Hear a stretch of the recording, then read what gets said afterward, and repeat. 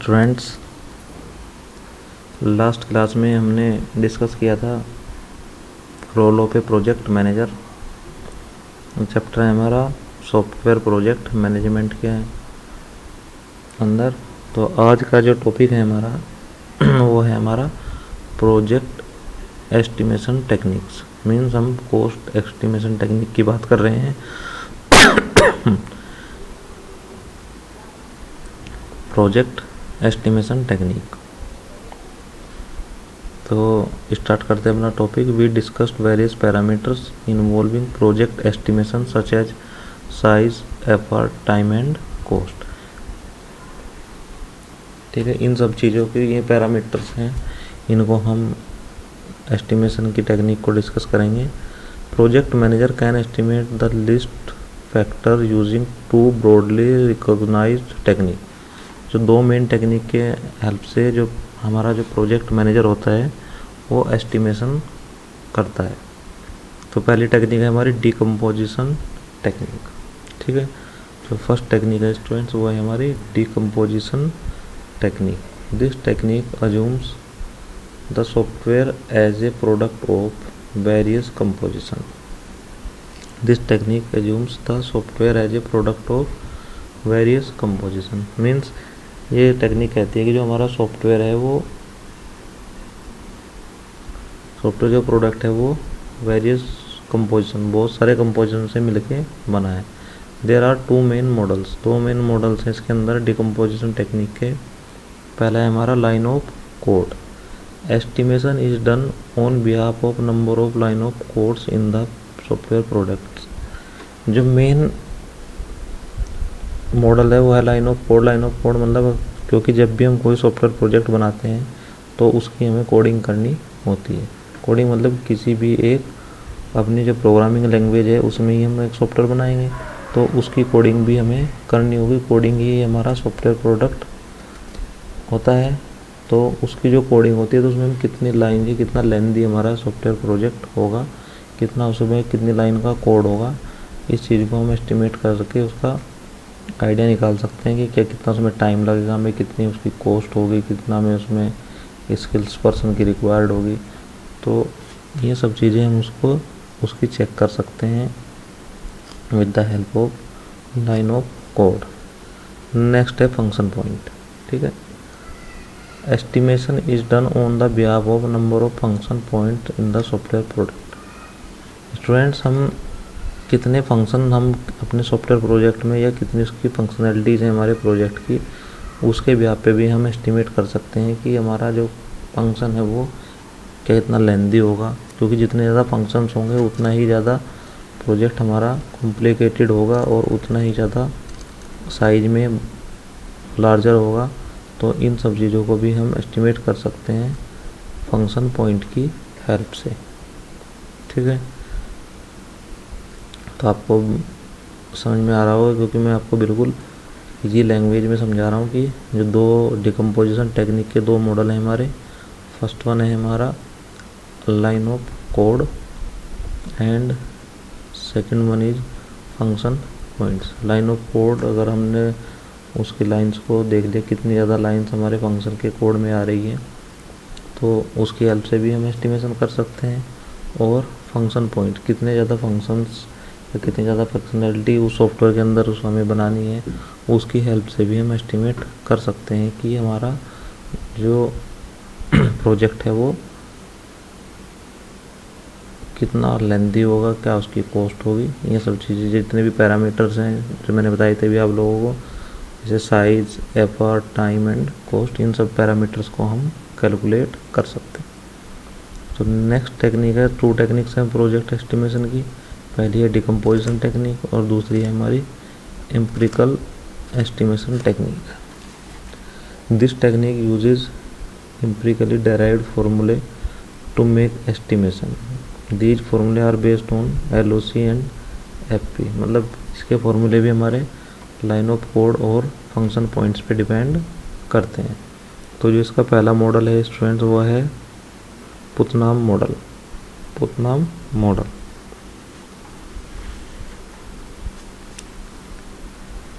This model is made by Lawrence H Putnam, ये model का नाम है, इसके जो साइंटिस्ट हैं उन्हीं के नाम पे है, एच पुतनाम के।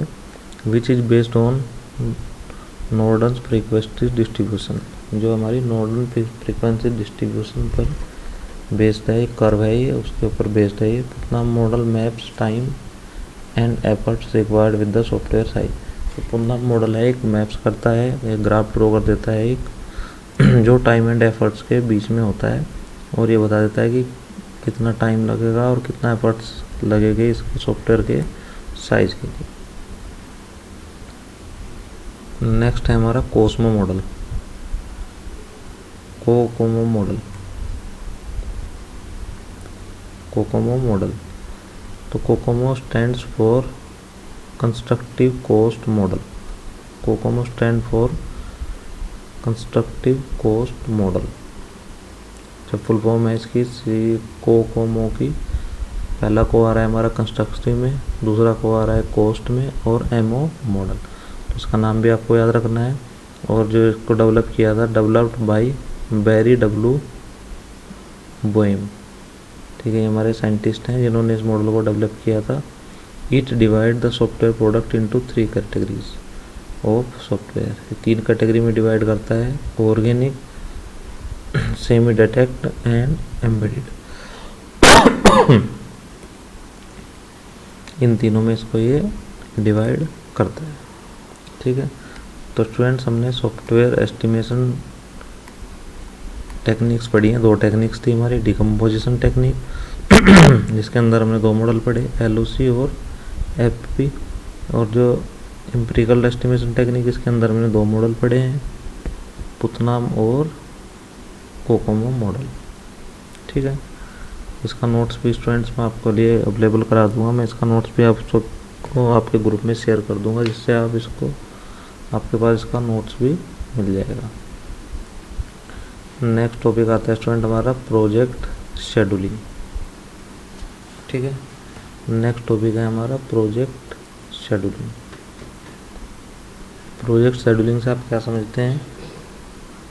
Project scheduling in a project refers to road map, एक तरीके का रोड मैप होता है प्रोजेक्ट शेड्यूलिंग किसी भी प्रोजेक्ट के लिए, ऑफ ऑल एक्टिविटीज़ उसकी सभी एक्टिविटीज़ का एक रोड मैप होता है, to be done with specify order, जो एक स्पेसिफाई ऑर्डर में बनता है, and within time slot allotted to each activity, और हर एक एक्टिविटी के लिए टाइम स्लॉट इसमें अलॉटेड कर दिया जाता है। Project manager tend to define various task and project milestone and arrange them keeping various factor in mind. तो प्रोजेक्ट मैनेजर होता है, प्रोजेक्ट की सभी एक्टिविटीज़ को शेड्यूल करता है, और उसके लिए उसको बहुत सारे फैक्टर्स को माइंड में रखते हुए सारी एक्टिविटीज़ को शेड्यूल करता है। They look for tasks lying in critical path in the schedule which are necessary to complete the specific manner and strictly within the time allocated। और प्रोजेक्ट मैनेजर सारी चीज़ों को क्रिटिकल स्टेज को भी ध्यान में रखते हुए इसके शेड्यूल करता है, जिससे हमारा जो प्रोजेक्ट है वो टाइमली कंप्लीट हो जाए। Arrangement of task which lie out of critical path are less likely to impact overall schedule of the project. For scheduling a project it is necessary, किसी भी प्रोजेक्ट को शेड्यूल करने के लिए ये नेसेसरी होता है कि break down the project task into smaller manageable form. किसी भी प्रोजेक्ट को शेड्यूल करने के लिए, किसी भी वर्क को करने के लिए स्टूडेंट्स हमें क्या करना होता है कि जो बड़ा प्रोजेक्ट है उसको स्मॉलर टास्क में डिवाइड करते हैं और मैनेजेबल फॉर्म में उसको ब्रेक कर देते हैं, ठीक है।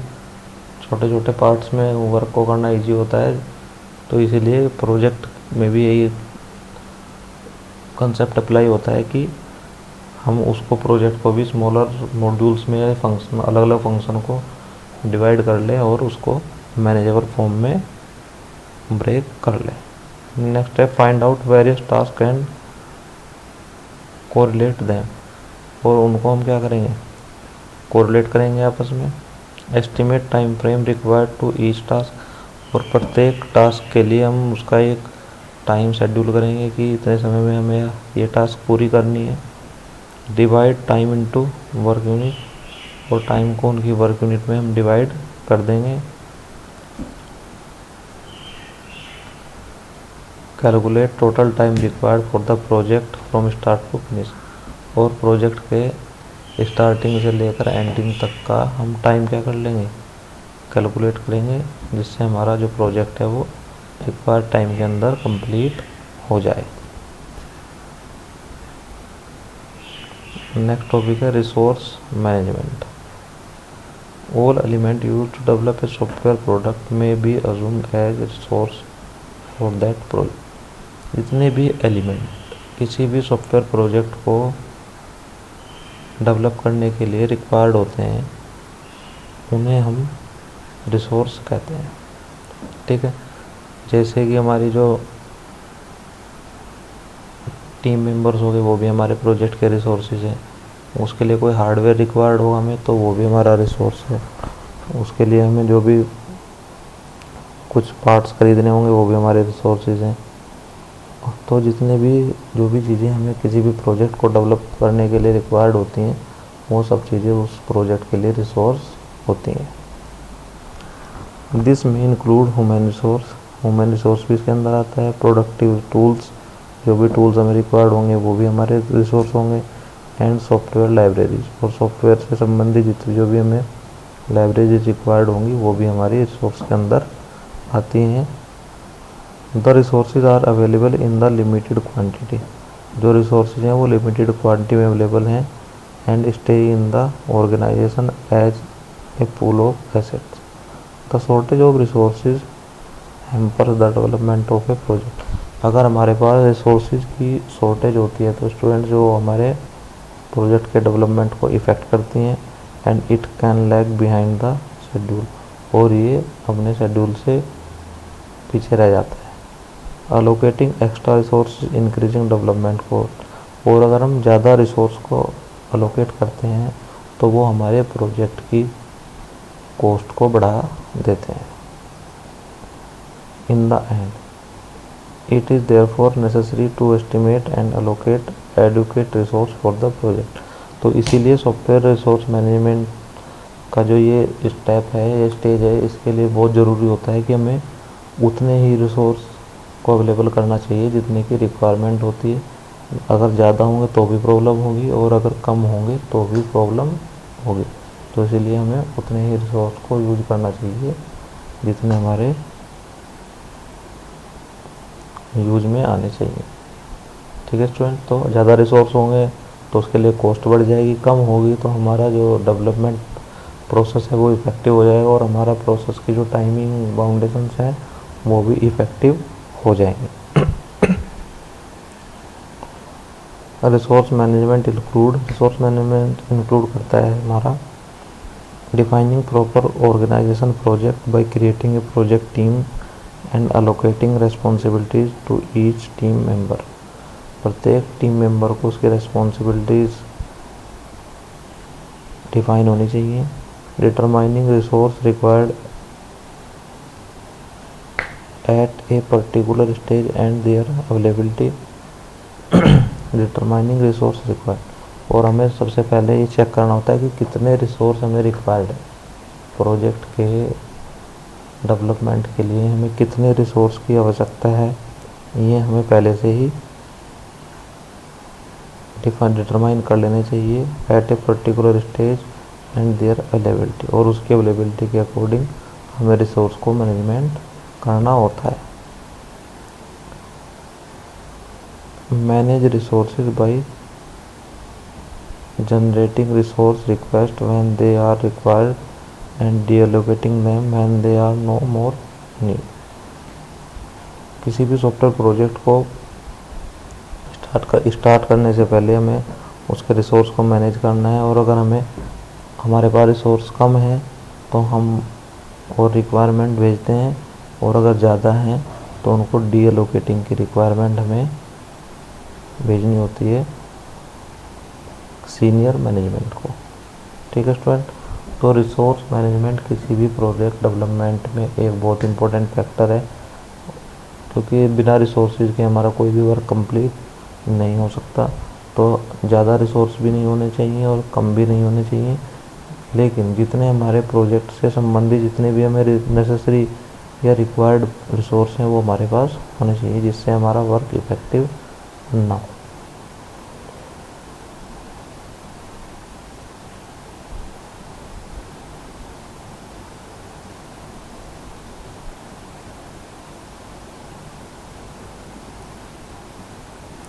नेक्स्ट टॉपिक है हमारा project risk management. Important step है ये भी हमारे प्रोजेक्ट मैनेजमेंट का। Risk management involves all activities pertaining to identification, analyzing and making provision for predicate and non-predicate risk in the project. Risk में इंक्लूड द फॉलोइंग। प्रोजेक्ट के risk में निम्नलिखित चीज़ों का हमें ध्यान रखना होता है।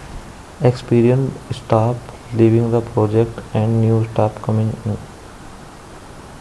हमें देखना होता है कि कितना एक्सपीरियंस स्टाफ हमारा छोड़ रहा है और कितना हम न्यू स्टाफ आ रहा है हमारे प्रोजेक्ट के डेवलपमेंट में।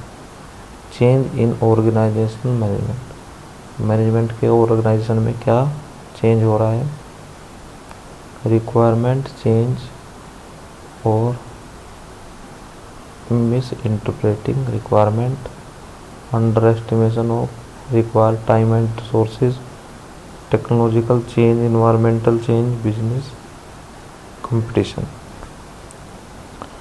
ये सारी चीज़ों का हमें ध्यान रखना पड़ता है, जिससे हमारा जो रिस्क है वो ना रहे हमारे प्रोजेक्ट के डेवलपमेंट में। अगर इनमें से कोई भी, सपोज करिए आपका जो एक्सपीरियंस स्टाफ है वो लीव कर रहा है और आप न्यू स्टाफ ला रहे हैं अपने प्रोजेक्ट के डेवलपमेंट में, तो यहाँ पे एक रिस्क बढ़ जाता है, क्योंकि एक्सपीरियंस स्टाफ को ज़्यादा नॉलेज होती है किसी भी सॉफ्टवेयर डेवलपमेंट के। तो हमें एक रेशो ऐसे मेंटेन करके चलना चाहिए कि हमारे पास कुछ एक्सपीरियंस स्टाफ भी रहे और कुछ न्यू स्टाफ भी रहे, जिससे दोनों के अंडरस्टैंडिंग की हेल्प से हमारा जो प्रोजेक्ट का डेवलपमेंट है उस पर कोई इफेक्ट ना हो। अगर हमारा जो ज़्यादा एक्सपीरियंस स्टाफ है वो लीव कर जाए और न्यू स्टाफ आ जाए तो हमारे डेवलपमेंट प्रोसेस में प्रॉब्लम्स क्रिएट हो जाएगी। Risk management process.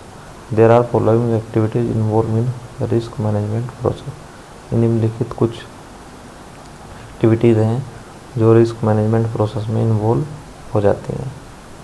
Identification, make note of all possible risk which may occur in the project. सबसे पहले हमें आइडेंटिफाई कर लेना चाहिए कि क्या क्या हमारे पॉसिबल रिस्क हैं जो प्रोजेक्ट में आ सकते हैं। Category, categorise known risk into high, medium and low risk. सबको जितने भी रिस्क फैक्टर हैं सबको कैटेगराइज करना चाहिए, कौन से फैक्टर से हाई रिस्क है, किस फैक्टर से मीडियम रिस्क है और किससे लो रिस्क है, इन सबको हमें कैटेगराइज कर लेना चाहिए। Manage, analyse the probability of occurrence of risk at various phase. इस चीज़ की भी प्रोबेबिलिटी हमें चेक कर लेनी चाहिए, एनालाइज कर लेनी चाहिए कि किस फेज में ज़्यादा रिस्क की संभावना है या किस फेज में ज़्यादा प्रोबेबिलिटी है रिस्क अकर होने की। मेक प्लान टू अवॉइड और फेस रिस्क। हमें प्लान बनाना चाहिए कि रिस्क से बचने के लिए और या फिर रिस्क को मैनेज करने के लिए। Attempt to minimise their side effects, और उनके साइड इफ़ेक्ट्स को मिनिमाइज करने के लिए हमें पहले से ही प्लानिंग कर लेनी चाहिए। ये हमारा रिस्क मैनेजमेंट प्रोसेस का मेन पार्ट है। मॉनिटर, नेक्स्ट पॉइंट है monitor. Closely monitor the potential risk and their early symptoms. हमें अपने डेवलपमेंट प्रोसेस में मॉनिटर करते रहना चाहिए कि कोई रिस्क हमारा कोई या कोई प्रॉब्लम है अगर होने वाली तो नहीं। अगर हम उसको हर एक स्टेप पे अगर करते रहेंगे तो हमारे रिस्क की संभावनाएं बिल्कुल कम हो जाएंगी। ये हम कह सकते हैं कि हम रिस्क कोई भी हमारे प्रोजेक्ट के डेवलपमेंट में कोई भी रिस्क नहीं होगा। And also monitor the effects of step taken to mitigate और अवॉइड देम, और हमें उन सबको बचने के लिए अपने स्टेप्स को लेते रहना चाहिए जिससे हमारे डेवलपमेंट में कोई रिस्क ना हो। तो स्टूडेंट, रिस्क मैनेजमेंट प्रोसेस में जो हमारे पॉइंट्स हैं, रिस्क को आइडेंटिफाई करना, रिस्क को कैटेगराइज करना, रिस्क को मैनेज करना और रिस्क को मॉनिटर करना, ये सारी चीज़ें रिस्क मैनेजमेंट प्रोसेस की टास्क होती हैं। उनको ये सब चीज़ें टाइम टू टाइमली करते रहना चाहिए जिससे प्रोजेक्ट में रिस्क की संभावनाएं बिल्कुल ख़त्म हो जाए।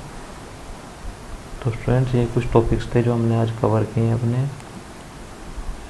सॉफ्टवेयर प्रोजेक्ट मैनेजमेंट के इस चैप्टर में। जो बाकी के टॉपिक्स हैं उनको हम नेक्स्ट क्लास में कवर करेंगे।